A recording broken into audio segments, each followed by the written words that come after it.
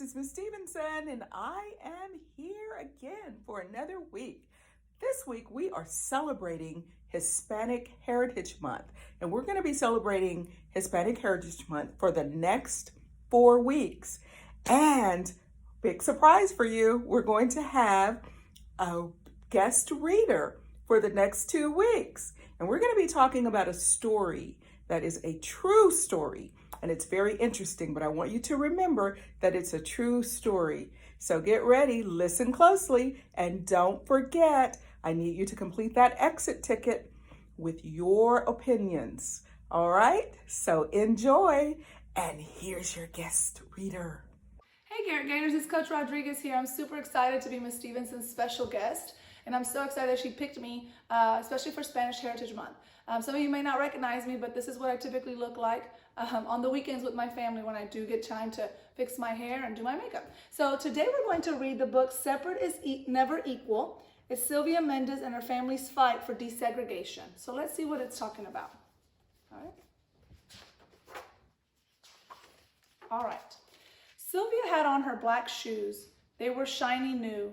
Her hair was perfectly parted in 2 long trenzas. It was her first day at the Westminster School. The halls were crowded with students. She was looking for her locker when a young white boy pointed at her and yelled, "Go back to the Mexican school. You don't belong here." For the rest of the day, Sylvia did not speak or introduce herself in her classes. She kept her head down when walking in the halls. When she got home that afternoon, she told her mom, "Felicitas," what had happened. "I don't want to go to that school anymore. The kids are mean." "Sylvia," said her mother, "no sabes que por eso luchamos. Don't you know that is why we fought?" Okay, so here we can see the boy pointing at her, and this is the locker, okay?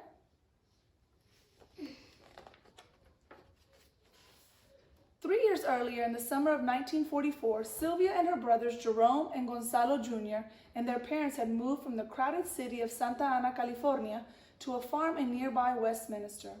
Her father, Gonzalo Mendez, had labored for years as a field worker, picking grapes and oranges. Now he was leasing a farm. He was going to be the boss. On their new farm, they were going to grow asparagus, chilies, and tomatoes. All right, here we see the family is in their car, going to their new job in Westminster. Okay. As the summer came to an end and the first day of school neared, Aunt Soledad drove Sylvia and her brothers and their cousins, Alice and Virginia, to the local public school on the 17th Street so they could enroll. Sylvia was going to enter 3rd grade. Gonzalo was going to enter 2nd, and Jerome 1st. "What a handsome building," thought Sylvia as they pulled into the parking lot. Tall trees lined the street in front of the school. There was a playground with monkey bars and a red swing. When they walked into the school, they noticed that the hallways were spacious and clean. Look at how beautiful the building looks. You see the white building and the 2 pine trees right there? That's beautiful. "I'm here to enroll the children in school," said Aunt Soledad when they arrived at the principal's office. The secretary gave Aunt Soledad 2 enrollment forms, one for Alice and one for Virginia. But she did not give her enrollment forms for Sylvia and her brothers. "They cannot attend this school," said the secretary. "They must go to the Mexican school." "Why do I have to go to the Mexican school?" Sylvia wondered. She was not Mexican. She was American. She spoke perfect English. Her father was from Mexico, but he had become a U.S. citizen. Her mother was from Puerto Rico, which was a U.S. territory. Aunt Soledad was upset. "But we all live in this part of town." So here's the school secretary with her blonde hair, and then here's all her little Hispanic kids, and they're telling them that they can't come to the school. That's so sad. See what happens. Sylvia looked at her cousins. They had light skin and long auburn hair, and their last names were Vidari. Their father was Mexican, but of French descent. Then she looked at her brothers and at her own hands and bare arms. She wondered, is it because we have brown skin and thick black hair and our last name is Mendez?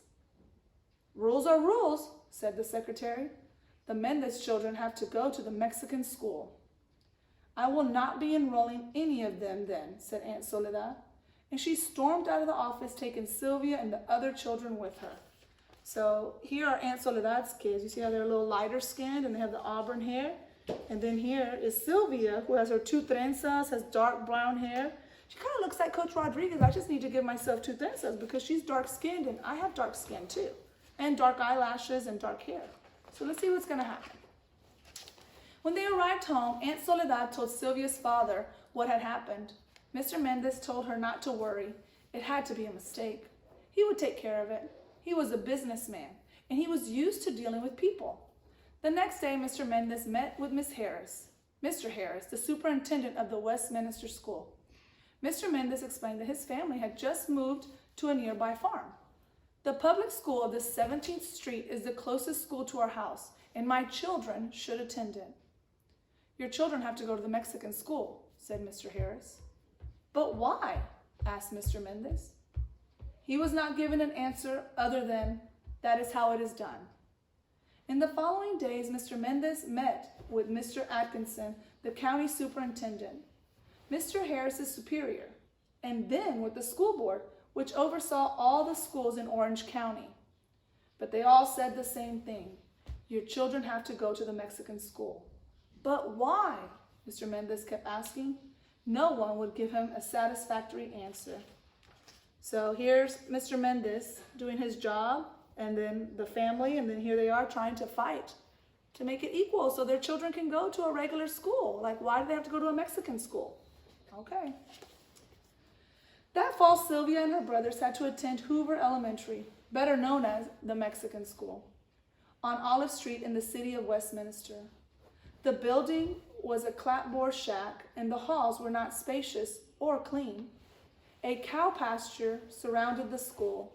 The students had to eat their lunch outside, and flies would land on their food. There was an electric wire that surrounded the pasture to keep the cows in. If you touched it, you received a shock. The school did not have a playground, not even a swing. Look, guys, would y'all like to be at a school that has like a shack and the wires and the cow pasture? And look at this. How sad is it? These poor kids had to eat outside with all these flies around them. That's so sad. You wouldn't want to go to a school like that, would you? I wouldn't. And I wouldn't want to send my kids to a school like that either. Yeah. The Mendez family did not give up. Time and time again, Sylvia heard her father talk with coworkers, friends, and other parents. It's not fair that our kids have to go to an inferior school, he said. It's not only the building that's a problem. The teachers at the school don't care about our children's education. They expect them to drop out by the 8th grade. How will our children succeed and become doctors, lawyers, or teachers? Mr. Mendez created a group called the Parents Association of Mexican American Children. He tried to collect signatures for a petition to integrate schools so that all children, regardless of their skin color or background, could have the same opportunities. But every time he asked someone to sign the petition, he would get the same answer. No queremos problemas. We don't want any problems. Many of the parents worked on farms owned by white families and feared they would lose their jobs if they supported the petition. You know, guys, it's so sad, but it's the truth, you know. That happens a lot of times. A lot of people don't want to speak up because they're scared that they're going to lose their job, and that's what happened here. So let's see what Mr. Mendez is going to do.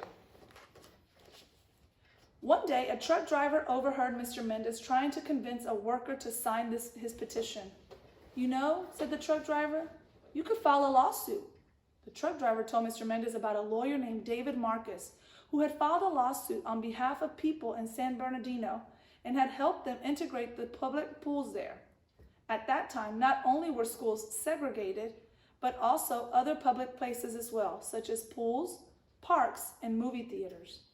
Some businesses even had signs that read, "No dogs or Mexicans allowed." Mr. Mendez decided then and there to hire Mr. Marcus, even if it meant having to spend all of his savings to do so. I don't think I would like to grow up in an area, in a town where, you know, it says no Mexicans allowed. Not even to a public pool or to a school or to a restaurant. So it's just sad, but I'm so excited that things have changed. So let's see what's going to happen now. Over the next few months, Mr. Mendez and Mr. Marcus traveled all over Orange County looking for people who had experienced similar problems.